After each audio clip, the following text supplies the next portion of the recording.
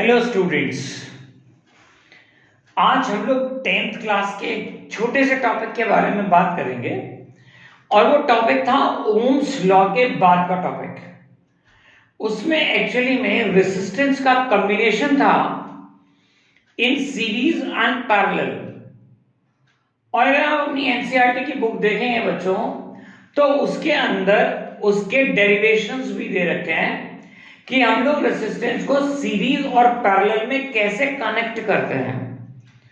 तो मैंने उसी का आज एक छोटा सा टॉपिक लिया है कि हम लोग रेजिस्टेंस को सीरीज में या पैरेलल में कैसे कनेक्ट कर रहे हैं। सीरीज की बात आज करते हैं और कल के वीडियो में बात करेंगे हम पैरेलल कॉम्बिनेशंस की। तो जान लेते हैं कि अगर हम बहुत सारे रेजिस्टेंस को, इनफाइनाइट नंबर ऑफ रेजिस्टेंस को सीरीज में जोड़ देते हैं, कनेक्ट करते हैं, तो उनका कंबाइंड रिजल्ट एक्चुअली में क्या आता है। तो इसी टॉपिक पे बात करेंगे आज। और ये सेकंड टर्म का एक बहुत इंपॉर्टेंट टॉपिक है as being a descriptive paper. ठीक है, इवन अगर आप क्वेश्चन आंसर्स भी कर रहे हैं, न्यूमेरिकल्स कर रहे हैं कुछ पोर्शंस के, तो आपके लिए जानना बहुत जरूरी हो जाता है कि रेजिस्टेंस सीरीज और पैरेलल में कैसे जुड़ेंगे और कैसे कॉम्बिनेशन होगा उनका। तो देखो, मैंने यहां पर एक सर्किट बनाया है। जिस सर्किट में मैंने एक एम्पीयर मीटर को लिया है, बैटरी ली है जहां वोल्टेज कनेक्ट किया है, ये मेंस है जहां से वोल्टेज चल रही है आगे की तरफ, पूरे सर्किट में मूवमेंट है इसका। और यहां मैंने कुछ रेजिस्टेंस ले लिए हैं।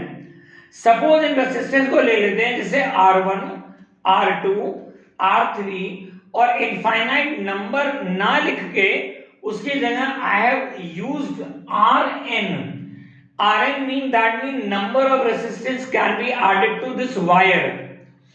और यहीं पर मैंने वोल्टेज को डिस्ट्रीब्यूट किया है लाइक दिस कि अगर ये R1 रेजिस्टेंस है तो इस पर आने वाली वोल्टेज V1 है।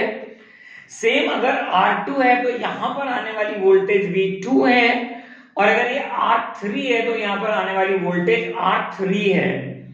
सेम वे Rn रेजिस्टेंस पे आने वाली वोल्टेज Vn है।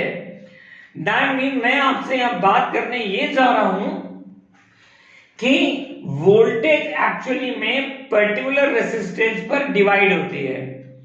दैट मीन्स वोल्टेज मीन्स क्या, प्रेशर ऑफ द इलेक्ट्रिसिटी, वो डिवाइड हो रहा है हर जगह। जैसे हम लोग घरों में यूज करते हैं कि आपने एक एसी यूज किया, एक फ्रिज यूज किया, आपने कुछ टीवी यूज किया, तो हर एक जो ये सब रेजिस्टेंस हैं, they all are working on a different voltages. ये अलग अलग वोल्टेज पे काम करते हैं और वोल्टेज का प्रेशर सीरीज में एक्चुअली में रिड्यूस हो जाता है, कम होने लगता है। तो दैट मीन वोल्टेज बढ़ने लग जाती है जब बहुत सारे रेजिस्टेंस एक वायर में सीरीज में कनेक्ट हो जाते हैं। ये इसका मेन फंडा है। तो अब मैंने यहां पर क्या लिखा है, जो मेन वोल्टेज है उसकी सप्लाई सारे में जा रही है, R1 में भी, R2 में भी, R3 में भी और Rn में भी। तो दैट इज व्हाई जो V है, capital V I have written over here, ये कॉम्बिनेशन है V1 का, V2 का, V3 का और Vn का।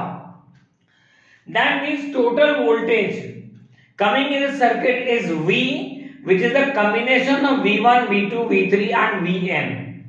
तो हम सबसे पहले ये जानते हैं कि पहले वाले रेजिस्टेंस पे यानी कि V1 क्या है, इस पहले रेजिस्टेंस पे R1 पर। तो R1 जो पहला रेजिस्टेंस है, यहां पर मैंने लिखा है वोल्टेज एंड V1। तो आई हैव टेकन V1, देखो ये V1 लिखा है, I लिखा है current and that is R into R। That means ये ओम्स लॉ है, V equals to IR। तो मेन मैंने यहां लिखा V equals to IR, लेकिन पहले वाले R1 पर जो वोल्टेज आ रही है that is V1 equals to I into R1।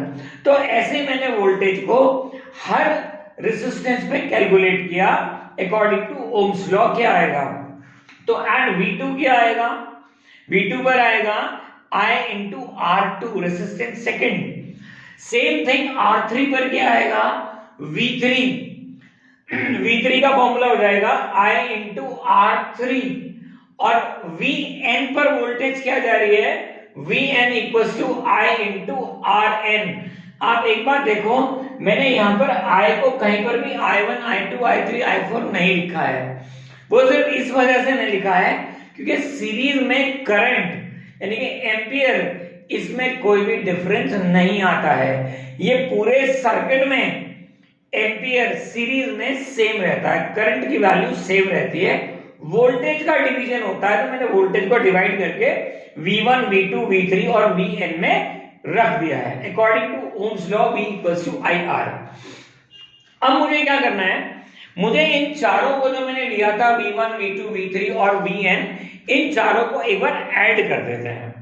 तो when I add all this, तो this becomes V1 plus V2 plus V3 plus Vn, IR1, IR2, IR3 and IRn हो गए कंबाइन ये। अब जो टोटल वोल्टेज है वो क्या थी, that was the combination of V1 plus V2 plus V3 plus Vn। तो व्हाट आई हैव डन कि मैंने इन सबको रिप्लेस करके V इक्वल्स टू IR से सारे को एक V में रिप्लेस कर दिया, because this was the combination of the voltage. Main voltage वही है और आगे चल के वो डिवाइड हो गया है। तो दैट इज व्हाई इन सबको क्या लिखा, V, IR1, IR2, IR3 and IRn। अब V according to Ohm's law क्या होता है, that is the current multiply by resistance, product of current and resistance. तो यहां पर V को चेंज किया, I have written this IR। देखो मैंने V को यहां पर रिप्लेस करके IR लिखा था और कॉम्बिनेशन को मैंने ये लिखा था लाइक दिस। तो अब V की जगह IR रिप्लेस हो गया and this is IR1, IR2, IR3 and IRn. Now what I have done, I have taken a I common। I मैंने कॉमन ले लिया बिकॉज करंट की वैल्यू तो इसमें बच्चों बदल नहीं रही है, और जब बदल ही नहीं रही है तो वो कॉमन हो गया। कॉमन हो गया तो सेम रहेगा, तो I can cancel all that, तो वहां से वो कैंसिल हो जाएगा। तो I कैंसिल हो गया, then what I have written, I equals to, ये कैंसिल हो गया आपके पास से, and then R equals to क्या बचा, R1 plus R2 plus R3 and Rn। तो now what I have written कि अगर मेरे पास वैल्यू R की है, मेरे पास कितने भी रेजिस्टेंस हो इनफाइनाइट तक, तो मैं उन्हें ऐसे कनेक्ट कर सकता हूं। That mean R equals to R1 plus R2 plus R3 plus, अब आप उसे इनफाइनाइट नंबर तक जोड़ सकते हैं। तो this is how we can derive this formula of the series combination of the resistance। तो मैंने यहां पर एक कीवर्ड लिखा है, कीवर्ड लिखा है।